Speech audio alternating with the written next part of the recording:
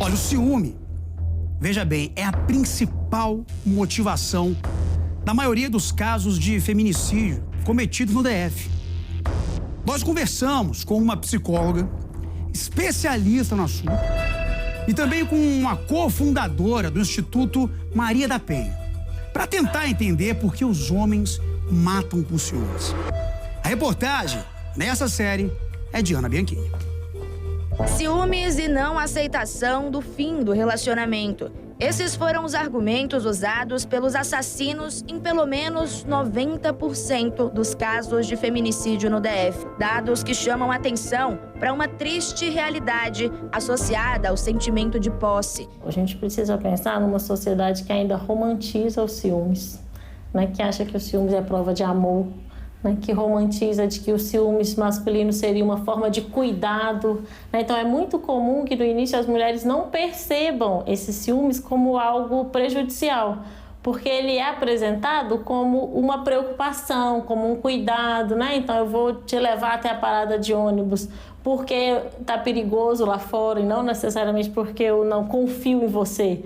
Então é muito comum essa maquiagem, né, do comportamento ciumento masculino, que acontece nas relações que existem violência, mas acontece na sociedade como um todo. A gente pode observar nas músicas, a gente pode observar nas histórias, a gente pode observar até nas decisões judiciais, né, que por tanto tempo entendia que poderia ser abordado um crime ou minimizado o impacto se existisse ciúme, se existisse muita paixão, né, nessa ideia de que a paixão cega, né, de que o ciúme seria algo incontrolável. Muito recente, inclusive, mesmo juridicamente, a ideia de que homens e mulheres têm direitos e obrigações iguais. A gente está dizendo de 35 anos, né, que a Constituição vai colocar que homens e mulheres são sujeitos de igual direito.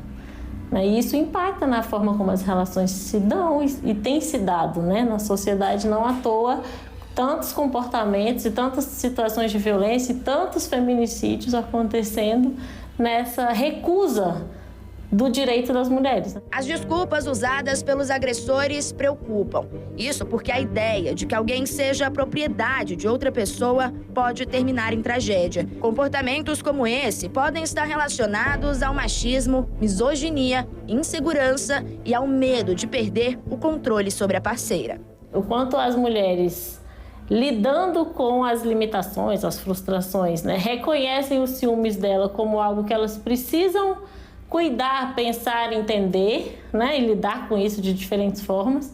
Mas o quanto, quando isso aparece para os homens, vem numa ideia de que se eu estou sentindo ciúmes ou se eu estou incomodado, ela precisa se ajustar para que eu não me incomode, né? Então essa demanda de, então você vai deixar de falar com uma pessoa, você não vai visitar sua família, você vai sair do seu trabalho, você vai usar um aplicativo que eu sei a sua localização, né? Então essa exigência de controle sobre o outro como uma desculpa para minimizar os incômodos ciumentos, né? E uma desculpa, né, que é muito perigosa, porque se aumenta o controle, você aumenta a recusa, a negativa do outro, né? Você não reconhece o poder da outra pessoa, o desejo da outra pessoa, né? Isso é muito próximo de uma situação de violência, né? Desde que a Lei Maria da Penha foi criada em 2015, foram registrados 175 casos de feminicídio na capital do país. Apenas este ano foram 26 casos.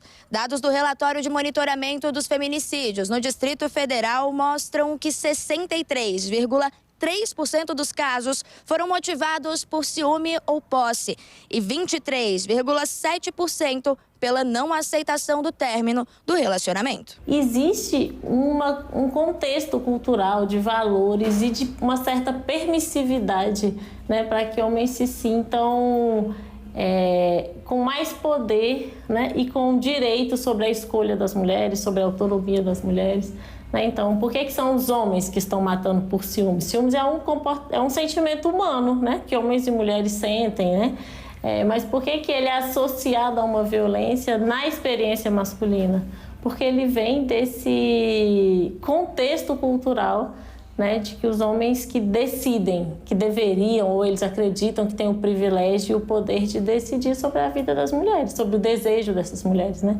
Então, seja não aceitando o relacionamento, seja não aceitando que elas não queiram mais o relacionamento, seja achando que tem o poder de decidir se elas vão ou não trabalhar, né, ou ter amigas, ou ter uma vida à parte, né? A cofundadora do Instituto Maria da Penha explica que existem várias formas de violência e que, por isso, é preciso ficar atento a todos os sinais. E a gente tem sinais dessa violência que muitas vezes as pessoas, não vou dizer as mulheres, mas elas naturalizaram, como você falou, um relacionamento. Está sempre com uma atitude de expor, desqualificar, desvalorizar a imagem, a narrativa daquela mulher. Se ela vai tentar fazer um concurso, ele diz que ela não vai passar, porque ele começa a trazer histórias de pessoas que tentaram e não conseguiram. Então, qual é o primeiro sinais? Mesmo numa tal da brincadeira, que chamam que é brincadeira, sempre as brincadeiras, as piadas vão ser no tom de desqualificar, desvalorizar aquela mulher. Segundo, comparar essa mulher com outras mulheres. Eu deveria ter casado com fulana, eu deveria ter falado com cicrana. Existem sinais que a gente consegue identificar quando o autor da violência, ele é narcisista. Ou seja, ele pensa apenas no seu ego, em satisfazer as suas vontades, em dizer o que ele bem quer e entende e deixar a mulher naquele lugar. Qual é o lugar? O lugar do desprezo, o lugar da submissão, o lugar do desconforto, o lugar da insatisfação, o lugar do empobrecimento da sua dignidade. Depois do ciclo de violência, vem o pedido de desculpas. E é neste momento que muitas mulheres acabam perdoando o agressor. Os pedidos de desculpas, não é? E no pedido de desculpas está o quê? Você é muito bonita, eu amo você demais, eu fiz isso porque me atormenta a ideia de te perder.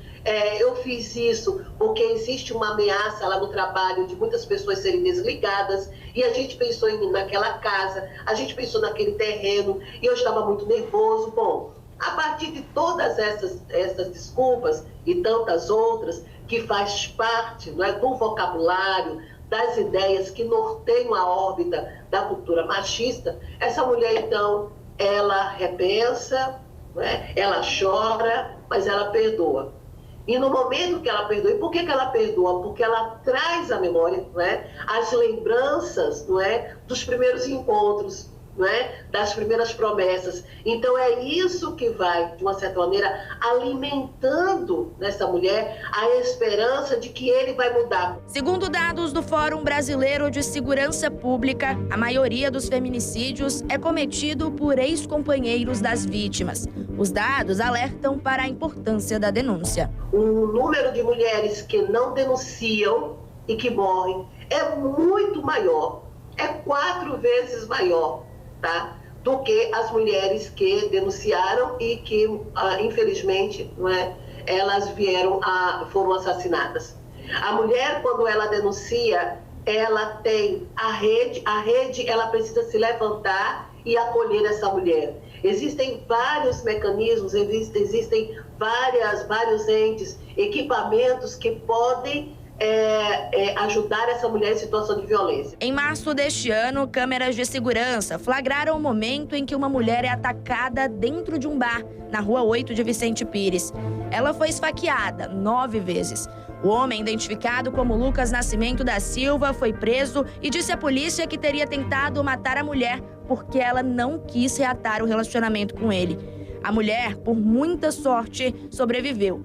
Dados mostram que mais de 77% das tentativas de feminicídio que aconteceram entre 2015 e 2023 também foram motivadas por ciúmes ou posse. Mesmo assim, foi só este ano que o Supremo Tribunal Federal declarou inconstitucional o uso da chamada tese da legítima defesa da honra em julgamentos de crimes de feminicídio. Denúncias de violência contra a mulher podem ser feitas para a Polícia Militar, pelo 190, para a Central de Atendimento à Mulher, pelo 180 ou em uma das delegacias especiais de atendimento à mulher, que funciona 24 horas por dia. Quando esse argumento passa a ser plausível, né, e a justiça torna isso plausível, isso mostra o quanto existe uma violência institucional que as mulheres sofriam mesmo em julgamento, mesmo depois de mortas, né? É comum um julgamento de um feminicídio, né, ser discutido a honra de uma mulher ali, né? A honra, de novo, entre aspas, né? Então, como se fosse diferente se aquela mulher assassinada fosse uma trabalhadora ou uma mãe de família, né? Então, esses termos, muitas vezes, ainda são usados até para se apresentar uma mulher que foi vítima, né? Então, mostra essa violência institucional e, ao mesmo tempo, isso traz a responsabilidade para o Estado de recuperar uma dívida histórica que o Estado tem com as mulheres, a sociedade tem com as mulheres. Não só um homem X ou Y, mas é um problema estrutural. Então, acho que essa queda, né, da lógica da legítima defesa da honra vem para trazer uma punição mais forte para os crimes de feminicídio, né, que pode trazer uma maior conscientização também para os crimes de violência contra as mulheres, né, antes de chegar a um ponto de um feminicídio. Né, então, acho que tem uma reação em cadeia, né, para a gente, inclusive, parar de tratar o feminicídio como um crime passional.